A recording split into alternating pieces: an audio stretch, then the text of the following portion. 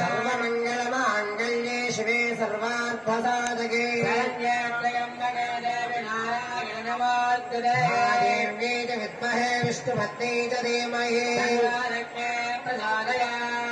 लक्ष्मीदेवी नमस्तुभ्यं सर्वदेव विनोदिने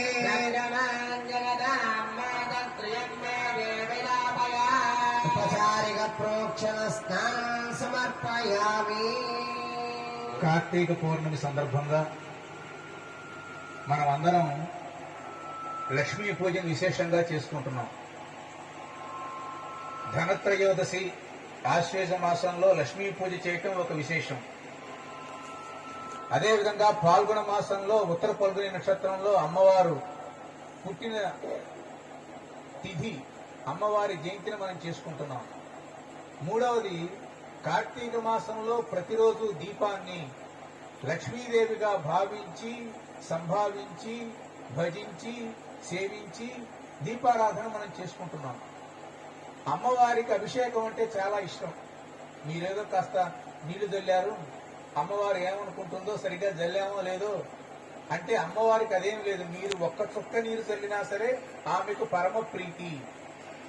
పాల సముద్రంలో అమ్మవారు అష్టదళ పద్మంలో ఉద్భవించినప్పుడు అటు ఇటు 2 ఏనుగులు బంగారు కలశాలతో పవిత్రమైన జలాలతో లక్ష్మీ అమ్మవారిని అభిషేకించాయి అని మనకి పురాణాలు చెప్తున్నాయి. అమ్మవారి యొక్క మొట్టమొదటి పేరు ఏమిటి అంటే గజలక్ష్మి. అమ్మవారికి పద్మంలోంచి పుట్టింది పద్మావతి. తర్వాత రెండవ పేరుగా గజలక్ష్మి అనేటువంటి పేరు. ఈనాడు ఎవరు గజలక్ష్మి అని పేరు పెట్టుకోవట్లా. బాగా లావుగా ఉంటే తప్ప గజలక్ష్మి అంటూనే ఒక వెక్కిరింపుగా ఒక పరిహాసంగా మారింది.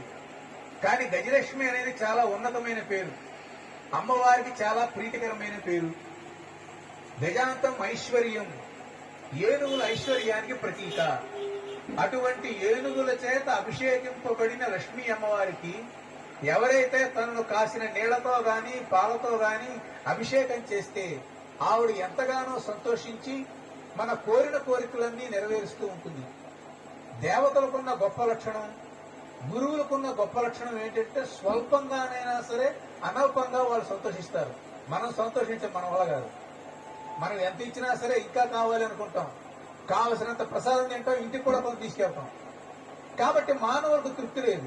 కానీ గురువులు దేవతలకు మాత్రం తృప్తి ఎక్కువ, వాళ్ళకి చాలా ఆనందపడతారు.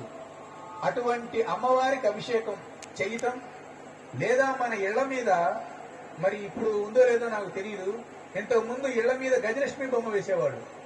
అటు ఇటు 2 ఏనుగులుండి మధ్యలో అమ్మవారు ఉన్న బొమ్మని ఆ ఇంటి ముందర సింహద్వారం మీద లేకపోతే దేవాలయాల్లో ఆ గాలిగోపురం మీద ఈ గజలక్ష్మి అమ్మవారిని వేస్తారు. ఈ గజలక్ష్మి అమ్మవారి బొమ్మ గనక ఎవరి ఇంటి మీద గనక ఉంటుందో ఆ ఇల్లంతా ఐశ్వర్యంతో శుభకరంగా శ్రీకరంగా అభివృద్ధి చెందుతుంది అని మన వాళ్ళ యొక్క భావన. అటువంటి